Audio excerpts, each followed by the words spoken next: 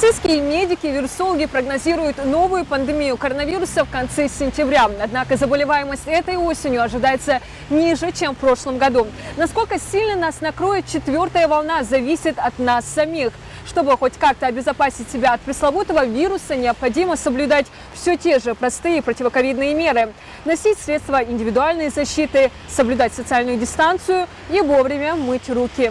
Неизбежность очередной волны связывают с сезонной вспышкой заболеваемости. Многие вернулись из отпусков. Начался учебный год, что в свою очередь тоже создает напряженную ситуацию. Ингушетия, как и по всей Российской Федерации, да и в принципе, как во всем мире, идет рост заболеваемости.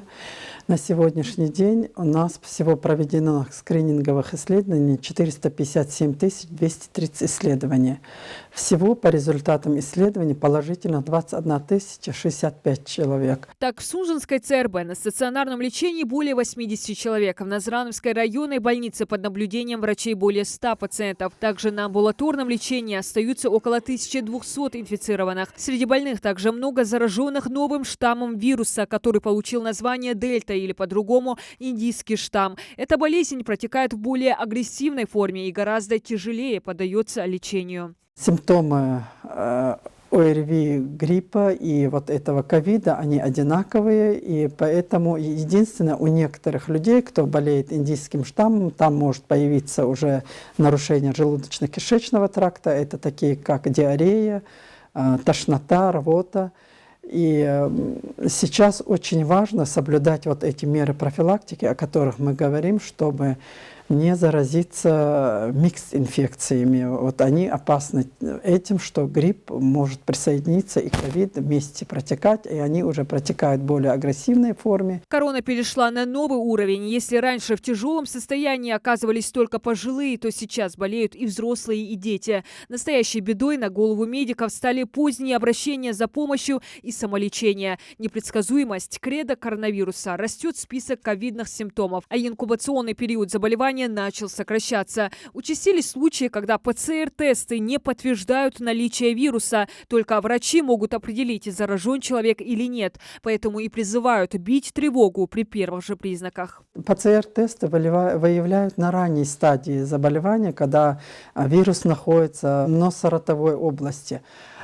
Если вирус спустился уже в нижние отделы легких, то, естественно, ПЦР-тест не обнаружит этого вируса. Тут уже только КТ может обнаружить вирус. Самой надежной защитой и спасением, конечно, остается вакцинация. Только она сможет побороть пандемию, заявляют эпидемиологи. Летняя волна короны была достаточно стремительной и агрессивной. Именно тогда в регионе число прививающихся возросло. Свою роль сыграло и то, что отдых в некоторых местах не мог обойтись без справки о вакцинации. Согласно статистике регионального Роспотребнадзора, в Ингушетии привито более 67% населения от количества подлежащих. Вакцина против ковида в регионе на выбор. Спутник Ви, Гамковид и Ковивак. Все свои, отечественные. Не во всех регионах есть вот эта разновидность вакцин, которые есть у нас. У нас она есть, и Управление Роспотребнадзора проводит мероприятия по соблюдению холодовой цепи.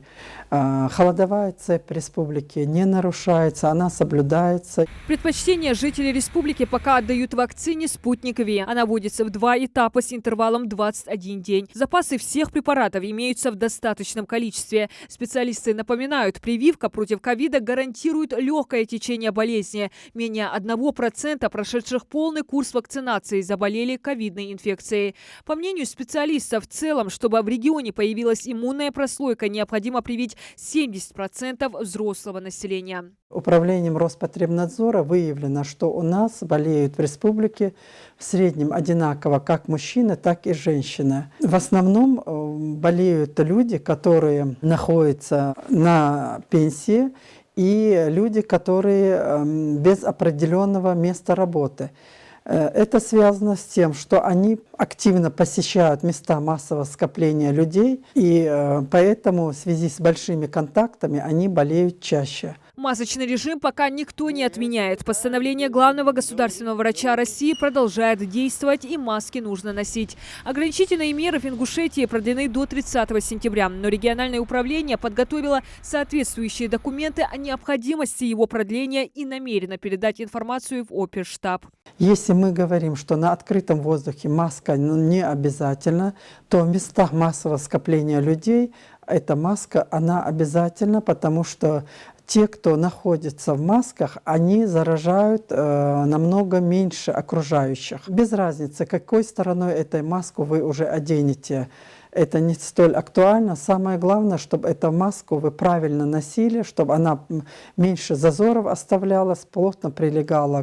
Ну а соблюдение этих требований, как и прежде, будет контролировать Роспотребнадзор. Рейдовые мероприятия на территории Ингушетии проводятся ежедневно на всех торговых объектах и местах массового скопления людей. Пока сотрудники в погонах недовольны отношением населения к мерам профилактики. Многие недооценивают всю серьезность эпидемии, тогда как ситуация действительно плачевная. С начала лета ежесуточный прирост по 50-60 человек, много летальных исходов. Всего от ковида погибло более 300 человек. Для маленькой республики цифра высокая. Диана Дударова, Хамзат Халухаев. Новости 24.